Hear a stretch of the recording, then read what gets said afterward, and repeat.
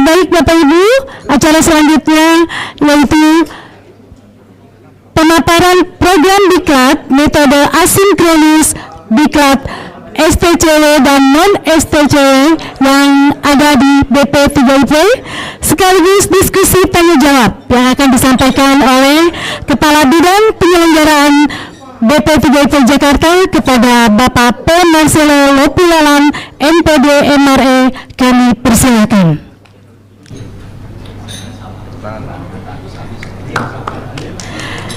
Sambil mendengarkan paparan, kami persilakan kepada Bapak Ibu untuk menikmati coffee break yang telah kami sediakan. Terima kasih MC. Yang kami hormati, siap. Mohon izin Pak Kabadan, Pak Direktur. Yang kami hormati Bapak Kepala Badan BPSDM Perhubungan. Yang kami hormati Bapak Kapus Bank Perhubungan Laut, yang kami hormati Pak Direktur BP3IP Jakarta, dan yang kami hormati Bapak Ibu para undangan baik dari lingkungan BPSDM, lingkungan Dirjen Perhubungan Laut maupun Bapak Ibu dari perusahaan pelayaran. Selamat malam, Assalamualaikum warahmatullahi wabarakatuh. Salam sejahtera buat kita semua. Mohon maaf Bapak Ibu, apakah di belakang kedengaran saya punya suara? Pakai ini Pak. Siap.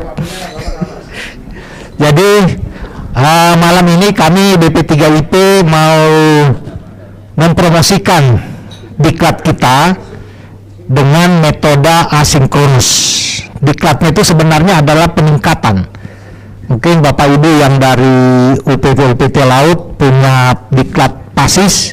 Nah, kalau kami di BP3IP ada metode asinkronus. Mohon izin, silakan tolong bantukan. Ya, kami katakan adalah kelas eksekutif.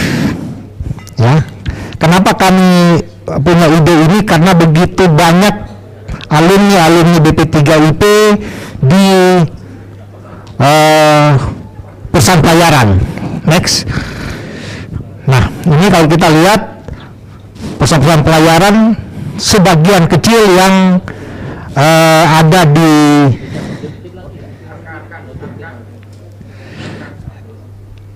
sebagian kecil perusahaan pelayaran yang ada di alumni BP3IP di kapal-kapal mereka. Lanjut. Nah, terus jadi moto dari asinkronus, daftar suka-suka, belajarnya kapan saja. Ya, daftar suka-suka, belajarnya kapan saja. Next. Nah, kenapa muncul ini? Karena pelat-pelat yang ingin meningkatkan kompetensinya terkendala dengan jadwal cuti yang tidak sinkron. Banyak kami alami, dia baru daftar, lagi nunggu untuk masuk pembelajaran, tahu-taunya udah dipanggil naik kapal. Nah, ini banyak sekali kejadian. Atau mereka lagi di kelas, baru 1 bulan masuk, izin Pak saya mau cuti karena dipanggil lagi sama perusahaan pelayaran. Oke, next. Nah, akhirnya kami berkreasi mencetuskan metode asinkronus. Next.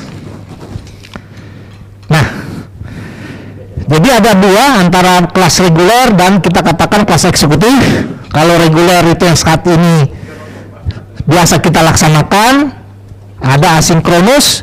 Nah, kalau jadwal diklat untuk reguler, pengajar dan pasis wajib online pada jam yang sudah ditentukan.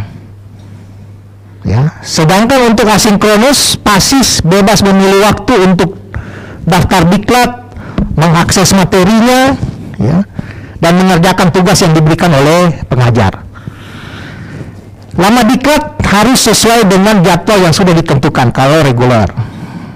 Sedangkan untuk asinkronus lebih lama dari reguler. Lebih lama, ya. Karena berhubungan dengan bebas belajarnya ini. Biaya diklat saat ini sesuai tarif, ya, misalnya tingkat 1 di BP3IP 17.800.000 kalau saya nggak salah, sedangkan di kelas eksekutif 20 juta plus biaya semester, uang semester. Oke, next.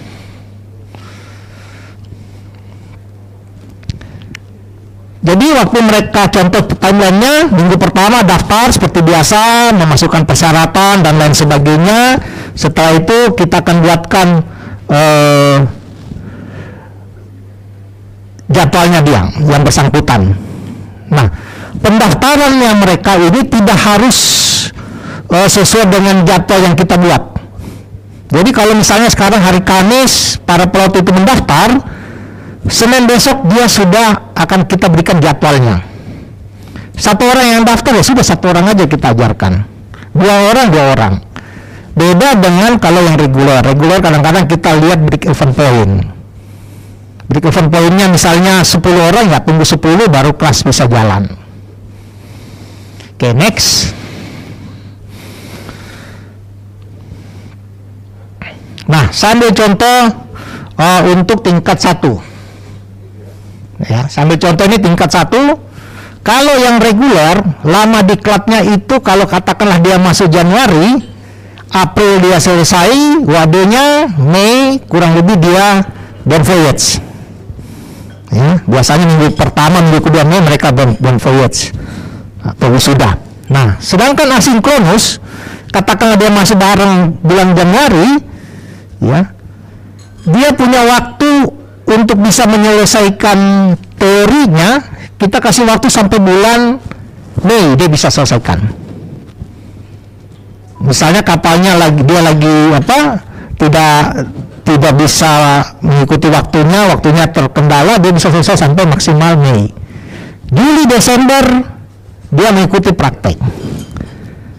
Ya, praktek. Jadi maksimal seorang tingkat 1, kalau ngambil tingkat 1, kalau dia masuk di reguler, dia harus selesai bulan Mei. Kalau asinkronus, paling lambat Desember 22 dia selesai.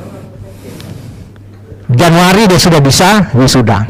Nah, jam pelajaran yang mereka dapat sama, baik yang reguler maupun yang asinkronus sama, 640 jam. Asinkronus juga demikian. Oke, lanjut. Nah, contoh untuk tingkat 2. Dia masuk Januari, ya. Februari, Agustus kita kasih waktu dia untuk praktek. September selesai, ini untuk yang reguler. Sedangkan kalau asinkronus, teori dia bisa selesaikan 8 bulan maksimal, ya. Agustus 2022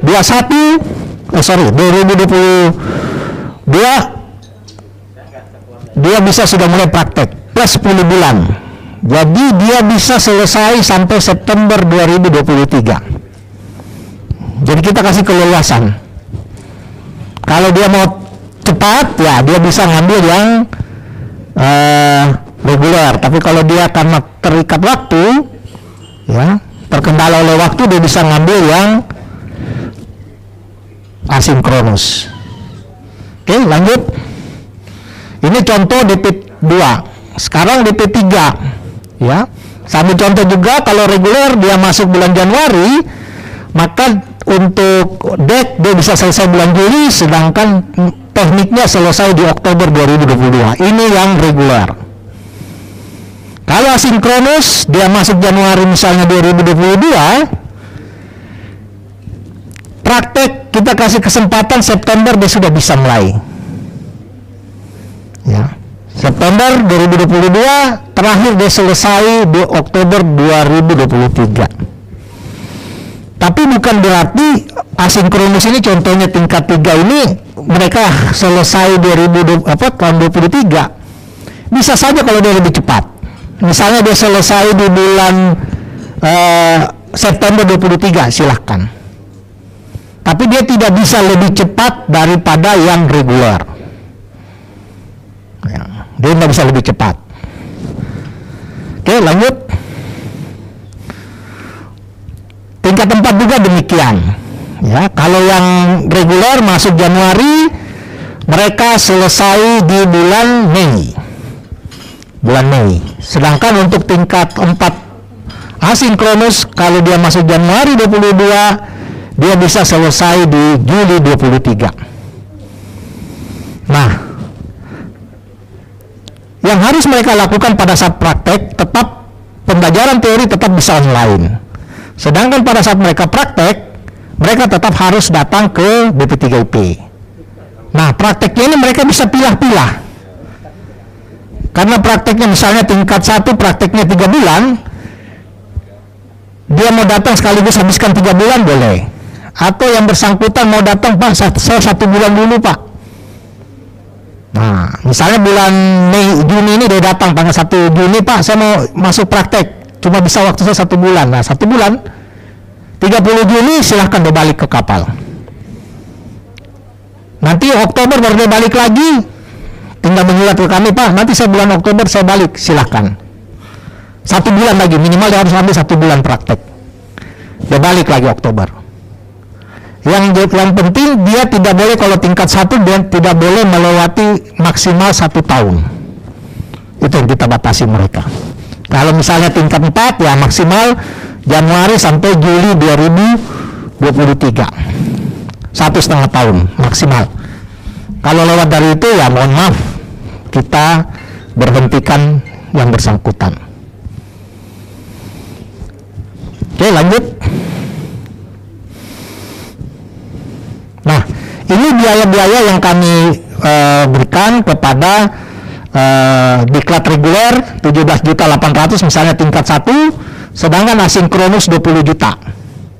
Ya, selain mereka bayar biaya pendaftaran, kesehatan, nah biaya semester harus ada.